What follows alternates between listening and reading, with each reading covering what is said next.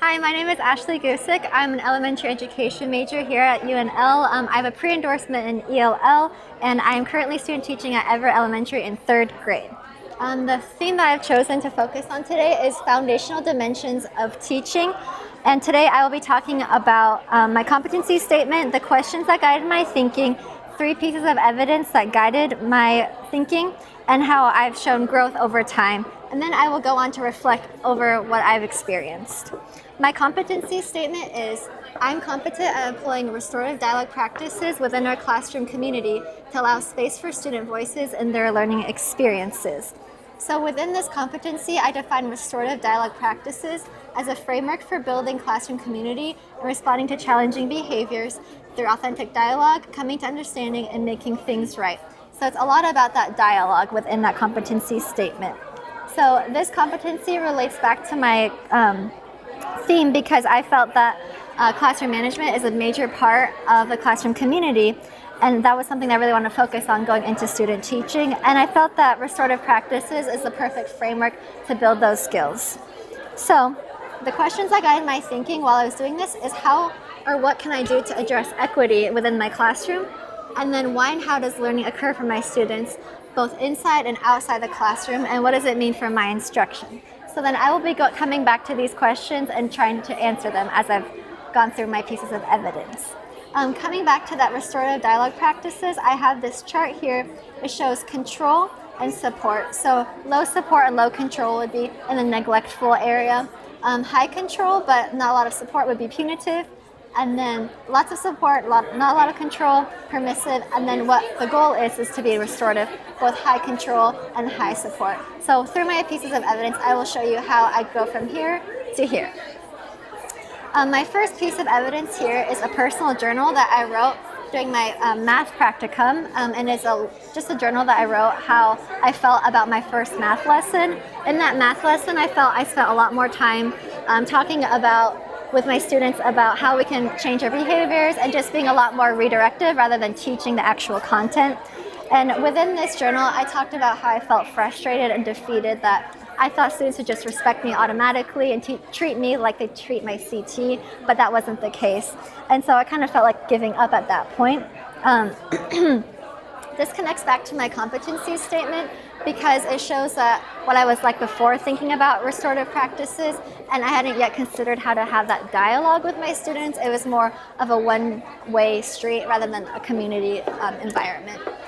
And upon reflecting on that incident, I realized that what a classroom is like when restorative practices are not practiced. And I learned that I could have had that opportunity to talk with them about what our classroom is like, not what I want them to do. So that's where I first started when thinking about restorative practices. My second piece of evidence brings me to my first week of student teaching at Everett Elementary. At the beginning of student teaching, I had this behavior management plan where I would set the timer every time we would transition, or I felt like they were taking too long to come down to a level 1 voice. And then I would tally up how much time that they would waste throughout the day, and then that time was taken away from their recess time. However, I really felt that it was wrong to take away from what was rightfully theirs, their recess time, and instead I wanted to reward their positive behaviors. So as a result of that, and starting to think about this, moving from neglectful to more of like more control, we had a class discussion that was led by the students, and they came up with the idea of what can we do to help manage our own learning environment. And that was really powerful, and they came up with a new system where we would write the number of letters we need to get to the word free time, and so every time they showed positive behaviors, we'd write an F or an R until they got the whole phrase.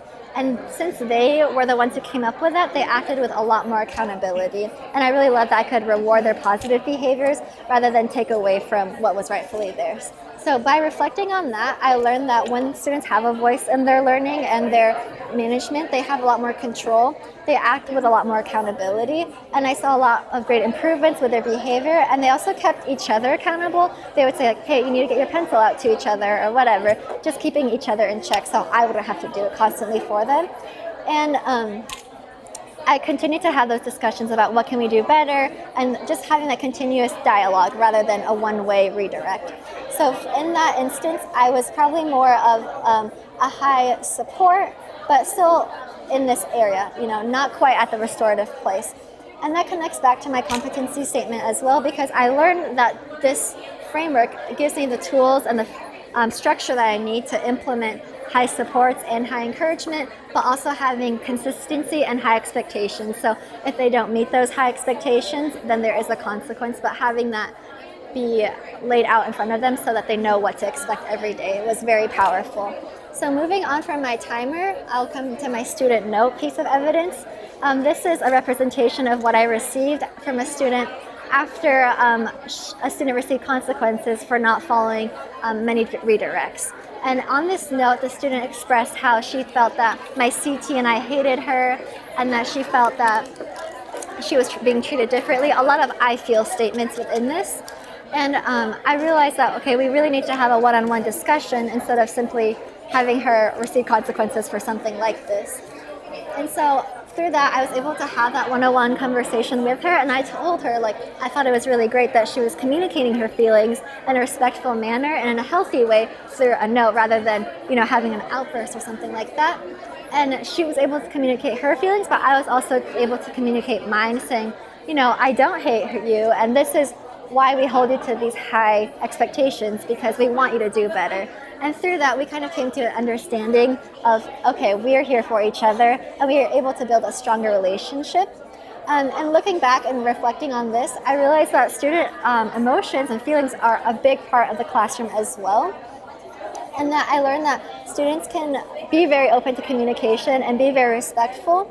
And it's a great way for them to practice and see how conflict resolution can be done in a respectful and productive manner. And that kind of goes back to my competency statement. So I had high support, having that discussion, but I also had high control. So I had that high expectation, and when she's not meeting that, we would have that discussion. And so I felt that I got to the restorative area. And I also realized that restorative practices is a great framework to allow space for emotions within the classroom. A lot of students do have these emotions, and when they're not addressed, problems do arise. So it's a great way to validate those feelings as well. And I want students to realize that having that communication can be powerful for them, not just from a teacher to a student, but from a student to a teacher. I want them to know that their words are powerful as well. And I was able to demonstrate that consistency and that accountability. So when she wasn't meeting my expectation, she still had a consequence, but we were able to have that conversation through that. So after reflecting on my 3 pieces of evidence, I came to 2 major ideas. So as an educator, I learned that we must share control with our students to create an effective classroom community, and that accountability, that shared control makes it a classroom community rather than just a teacher and students.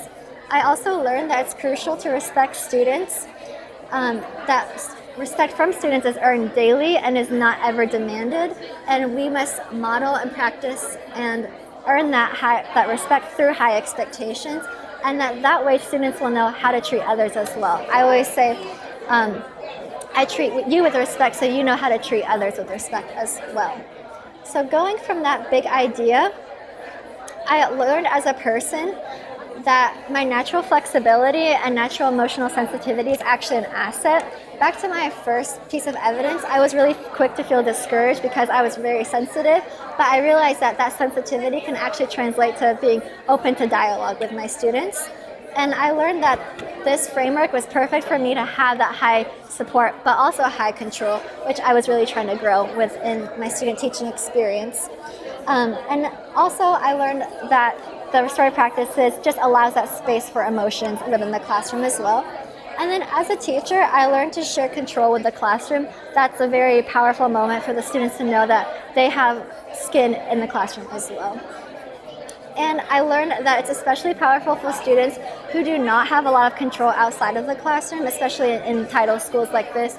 It's important for them to know what it's like to have control and have that respectful balance of power and to have respectful conflict resolution. So going back to my guiding questions, what can I do to address equity in my classroom? That kind of ties in with that point. So that equity piece, that shared control, equalizing the playing field. instead of just them feeling like they're constantly being controlled by others. Why and how does learning occur for students in settings other than schools, and what does it mean for my instruction? That goes back to that emotional component. Emotions are constantly within the classroom, outside the classroom, all over that place. But if I can model and teach and practice with them how to respectfully express those emotions and how those can be powerful, I think that would be great for restorative practices. However, there are some limitations. Many people may say that having that dialogue with students can take a lot of time, and I would agree. However, I learned that having that upfront discussion saves a lot of time from later from having to constantly redirect students, and they just act with a lot more accountability. I also learned that when students lead the discussion, a lot of productive things can come out of that. And as for improvements, I want to have these daily discussions and daily circle ups with my students just to check in with them and not use discussion as an ad need basis, but as a regular part of our routine. And I would also like to have more visual aids and anchor charts just for students to constantly be reminded that this is our classroom and that we do things together. So in the future, I plan to complete my ELL endorsement, and I would like to continue to do classroom circles and read more literature and keep educating myself about how I can continue to improve my restorative practices. And long term, I would like to write literature for both kids and adults and even teachers about restorative practices, because I feel that this framework can be implemented not only in the classroom but in our daily lives as well.